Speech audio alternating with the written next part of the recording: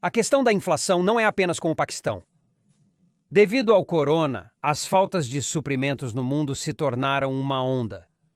E nisso, o Paquistão não é o único. Mian Mohammad Shahbaz Sharif é declarado como tendo sido eleito primeiro-ministro da República Islâmica do Paquistão.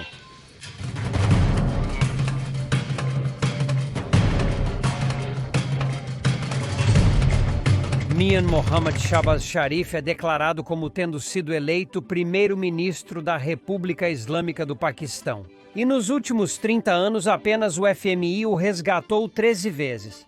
Assim como no Sri Lanka, a crise econômica do Paquistão tem lições muito importantes para nós, cidadãos da Índia.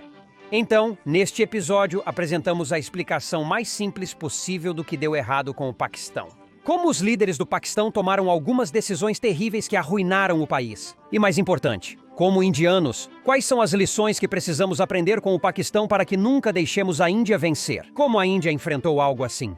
Este vídeo, apresentado pela HiRect, terá mais detalhes no fim.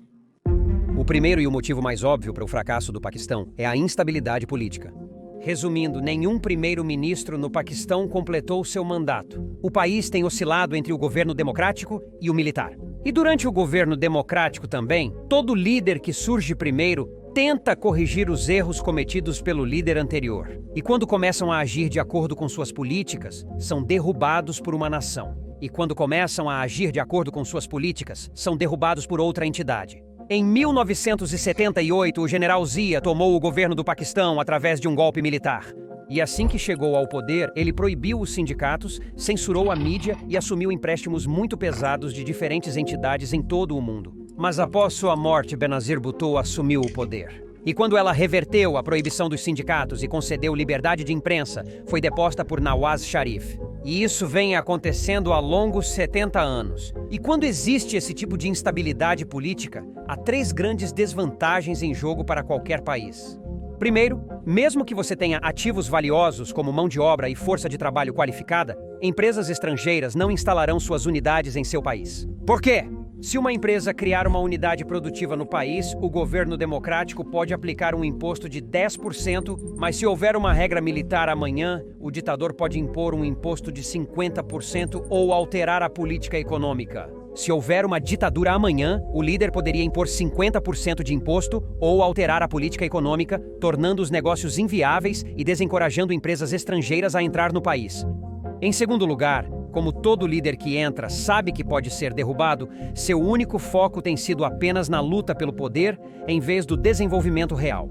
Neste caso, se você ver, praticamente todos os líderes do Paquistão fizeram algo para atacar a Índia ou para criticar a Índia. E isso é porque eles pensaram que poderiam realmente unir os paquistaneses com os sentimentos anti-Índia.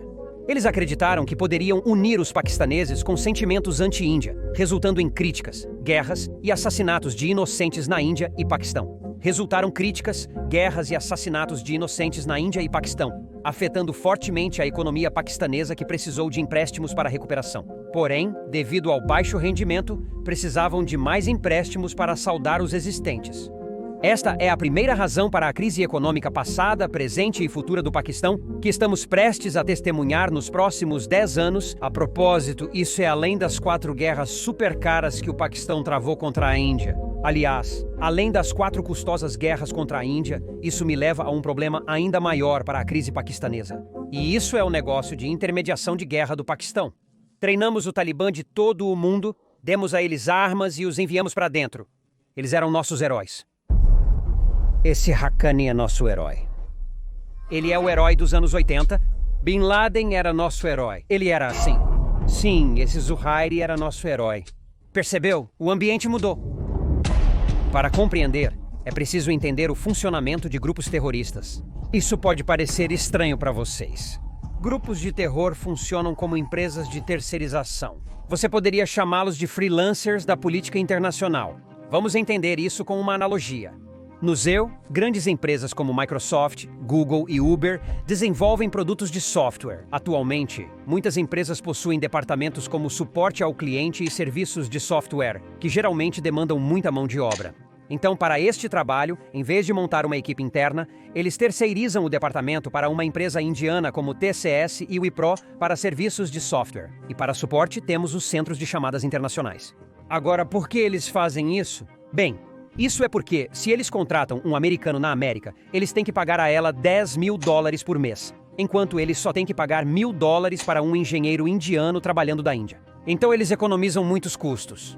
Ademais, ao contratar funcionários internos, precisam fornecer seguro-saúde, alugar ou comprar um espaço de escritório para acomodá-los e formar uma equipe de gerenciamento. E depois pagar pelos benefícios dos funcionários que custam à empresa muito tempo, dinheiro e recursos. Se terceirizarem para empresas como a TCS, ela assumirá total responsabilidade pelo projeto. A TCS contratará você, gerenciando a contratação, demissão, aluguel do escritório e seu pessoal. E, no geral, ela realizará toda a operação de forma que os projetos possam ser concluídos a tempo. Isso é feito sem preocupar a empresa americana.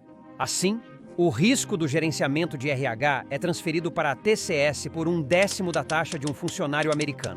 Por fim, uma empresa americana que contrata 2.000 funcionários não pode demiti-los abruptamente caso o desempenho deles seja insatisfatório. Por quê?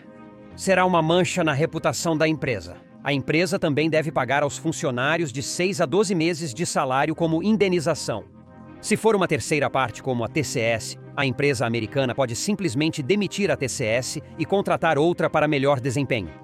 Então, para deixar isso claro, as empresas americanas transferiram o risco e a dor para as empresas indianas em troca de receita e negócios. Se observar atentamente, isso é muito parecido com o funcionamento de organizações terroristas. Em 1979, a União Soviética invadiu o Afeganistão, causando a Guerra Soviético-Afegã até 1989. Então, adivinha? Os Estados Unidos, obviamente, queriam entrar no Afeganistão para se opor aos soviéticos. Mas o problema aqui era que, se o exército americano mobilizasse seus próprios soldados, seria muito caro e muito arriscado. Por quê? Porque, em primeiro lugar, os Estados Unidos são responsáveis por cada vida de soldado perdida. Eles precisam pagar salários, comida e todas as outras despesas, incluindo pensões. Se o exército americano for implantado, será necessário construir defesas avançadas e barricadas para proteger os soldados. E, por último, uma vez que o exército americano entra no campo de batalha, será oficialmente conhecido que a América está se envolvendo nos assuntos de outros países. Então, se algo terrível acontecer, o que meio que sempre acontece seria uma mancha na reputação da América. Então, adivinha? Em vez de enviar seu exército para lutar, assim como as empresas americanas terceirizam seus serviços de software para empresas como o TCS e o Wipro, o governo americano terceiriza o projeto militar para um terceiro, que fornece recursos humanos para executar as mesmas ações a um custo muito baixo. Essas partes são simplesmente grupos militantes, rebeldes, terroristas ou qualquer nome dado pela mídia. Esses grupos têm suas próprias agendas, e eles usam os suprimentos desses países para cumpri-las. Neste caso, a América terceirizou o trabalho para os combatentes Mujahideen. Assim como há centros de treinamento para capacitar candidatos em habilidades específicas para atendimento ao cliente, o Paquistão se tornou o campo de treino dos combatentes Mujahideen para auxiliar na luta contra os soviéticos no Afeganistão. O Paquistão também forneceria a rota para os carregamentos de suprimentos dos Estados Unidos para o Afeganistão. E quando esse acordo foi feito, deu aos Estados Unidos 3 vantagens excelentes. Primeiro, independentemente de quantas pessoas morram em grupos Mujahideen, o governo do Xinjiang não tem que prestar contas a ninguém. Segundo, em vez de pagar altos salários aos soldados americanos, só precisam fornecer armas, munição e algum dinheiro extra para treinar os Mujahideen. Por fim, uma empresa americana pode trocar de empresa de serviços de software. O inabalável sênior americano, a América pode simplesmente redirecionar o dinheiro para outro grupo unitário para realizar sua tarefa. E quando esse tipo de acordo é feito, a América é capaz de executar sua tarefa com falha, risco e custo reduzidos. Em segundo lugar, o Paquistão lucra mesmo sem conceder permissão e acesso ao ZEWAR. E adivinha? Após o fim da guerra afegã-soviética, os combatentes Mujahideen são os que eventualmente se reuniram e formaram outro grupo chamado Talibã em 1994. Um fato interessante é que o Paquistão treinou não apenas o Talibã, mas a Al-Qaeda, Lashkar-e-Taiba, Jaish e Mohammed e muitos outros grupos para causar caos para a União Soviética no Oriente Médio, Caxemira e até mesmo Punjab. E não sou eu quem está dizendo isso, mas Parvez Musharraf, o general militar que se tornou presidente do Paquistão, que disse isso em registro. Dê uma olhada. Introduzimos uma militância religiosa no Paquistão para remover os soviéticos. Reunimos Mujahideen globalmente. Treinamos o Talibã, os armamos e os enviamos para dentro. Osama Bin Laden era nosso herói. Para ilustrar como o Paquistão lucra, segundo o Centro de Estudos Estratégicos e Internacionais, desde o ataque de 11 de setembro de 2001, o país tem se beneficiado do Fundo de Apoio à Coalizão dos Imams-e-Neu. Este fundo reembolsa o Paquistão pelo uso militar dos EUOs de infraestruturas como portos, ferrovias, estradas e espaço aéreo. Isso está sendo realizado para que os IUA possam dirigir a guerra no Afeganistão e outras operações antiterrorismo globalmente. Este CSF para o Paquistão já foi tão alto quanto 1,2 bilhões por. Próximo a 2018 era de 900 milhões de dólares milhões ao ano. Os EUA doaram 335 milhões de dólares para assistência humanitária. Foi assim que o Paquistão transformou a guerra de outra pessoa em seu próprio negócio. E foi aqui que veio a reviravolta. O Talibã e a Al-Qaeda se mostraram mais fortes do que prevíamos. Vários grupos terroristas começaram a contrabandear drogas no Paquistão. A militância no Paquistão aumentou e, em pouco tempo, o próprio Paquistão começou a ser afetado por esses grupos. E isso não apenas manchou sua imagem global e os fez parecer uma nação terrorista, mas também começou a repelir investimentos estrangeiros diretos e, mais importante, também começou a corroer as indústrias existentes. Um exemplo elegante disso é a indústria do cricket. O ônibus da equipe do Sri Lanka estava a caminho do estádio Gaddafi quando foi emboscado por terroristas mascarados. Jogadores do Sri Lanka foram evacuados de helicóptero do estádio Gaddafi, seu refúgio temporário. Equipes cancelaram turnês no Paquistão por preocupações de segurança. Em 2009, atiradores atacaram a equipe de cricket do Sri Lanka em turnê no Paquistão. E assim que isso aconteceu, a indústria do cricket do Paquistão desmoronou. Por quê?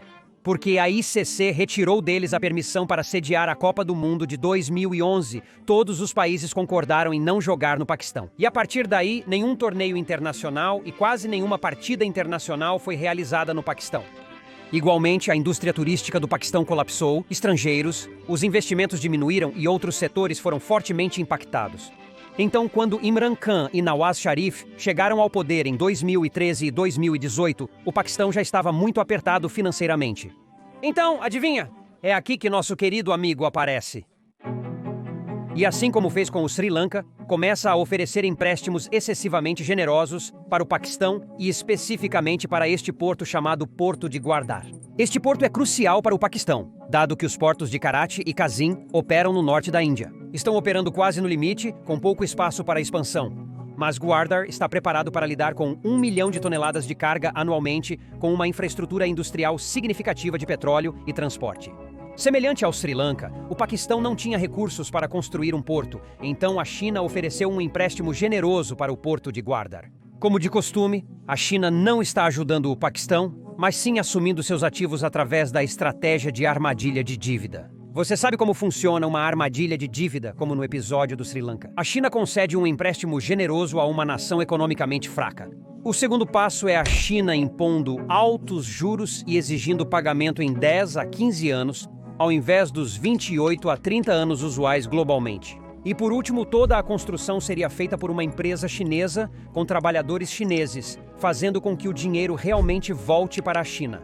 Mas no papel, o país fraco deve uma enorme dívida à China, juntamente com os juros. E então vem a etapa 3. Em vez de especular sobre o alto valor e juros do empréstimo para países fracos, a China assume o ativo para uso próprio. Neste caso, o Paquistão deve à China não 1, não 2, mas 24,7 bilhões de dólares em dívida para a China. Esses empréstimos terão taxa de juros alta de 4,1% comparada com as globais de 1 a 2%. Eles não só construíram o Porto de Guardar, mas também mais 26 projetos no Paquistão, abrangendo áreas como energia solar, imobiliário, rodovias, usinas de energia, hidrelétricas, portos e cabos de fibra óptica até a China. E, a propósito, a China já assumiu o Porto de Gwadar do Paquistão em um arrendamento de 40 anos, mas o que me surpreendeu é que, apesar das finanças estarem em um estado tão terrível, Imran Khan ainda estava implementando subsídios insanos que estavam sangrando os cofres da nação. Mas a questão aqui é, o que diabos a China ganha com tudo isso? Bem, é aí que entra o episódio 3 da série. Agora, retornemos ao Paquistão. Por causa desses empréstimos e investimentos ruins, a dívida externa do Paquistão, excluindo a China, chega a 65 bilhões de dólares. É assim que, por causa de um governo extremamente instável, ao se envolver no negócio sujo de intermediação de guerra, ao cair nas garras de um dragão astuto e com subsídios imprudentes durante uma crise de liquidez existente, o Paquistão está em um estado tão patético que não tem uma boa reputação no nível internacional. Não é nada atraente para empresas ou investidores estrangeiros. Mais importante, está sob tanta dívida que o próprio FMI duvida em resgatá-lo. O Paquistão enfrenta uma das maiores crises econômicas de sua história. E isso me leva à parte mais importante do episódio, e são as lições que precisamos aprender com o fracasso do Paquistão. Antes de seguir, agradeço ao Hirect, nosso parceiro, pelo apoio ao nosso conteúdo. A economia startup na Índia está em alta. Nesta temporada de avaliações, todos vocês devem estar aguardando ansiosamente promoções e aumentos, certo? Mas sabe, mesmo que avaliações sejam relevantes, é igualmente crucial que um ótimo ambiente de trabalho é onde você é valorizado e apreciado. Um lugar onde deve-se ter liberdade para decidir. É crucial manter um equilíbrio entre trabalho e vida pessoal. Simultaneamente, você deve ter chances suficientes para demonstrar suas habilidades. Afinal, é assim que sua carreira irá crescer. Eu acredito que é mais importante focar no crescimento da carreira do que apenas no aumento salarial. Se tudo isso falta no seu trabalho atual, considere mudar de emprego. Hirect é o primeiro aplicativo de contratação direta da Índia, onde você pode conversar diretamente com os fundadores de startups e CEOs, sem intermediários, sem agências de RH ou consultores.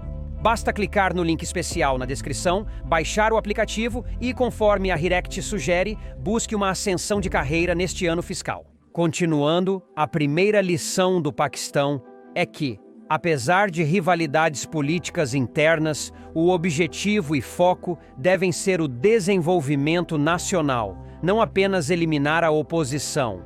Neste caso, vimos que os partidos políticos e entidades militares, ocupados derrubando uns aos outros, jogaram a economia do país ao vento.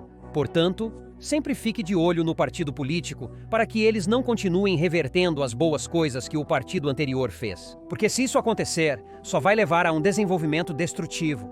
Isso vale para tudo, de leis a regulamentos fiscais e projetos de infraestrutura.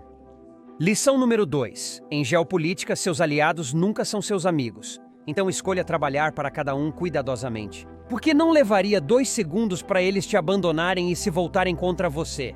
Neste caso, o Paquistão entrou desnecessariamente na guerra por procuração no Afeganistão. E hoje, enquanto o exército do Zebor voltou para casa, causou um dano irreversível à reputação do Paquistão em nível global. E por último, sempre tenha cuidado com os produtos chineses. É tudo para o meu sábado hoje, pessoal. Foi um prazer. Se aprendeu algo, aperte o botão de curtir. Ou para deixar o YouTube feliz. Para mais estudos de casos empresariais e políticos, inscreva-se em nosso canal. Muito obrigado por assistir. Te vejo na próxima. Tchau. Não esqueça de baixar o Hirect pelo link na descrição.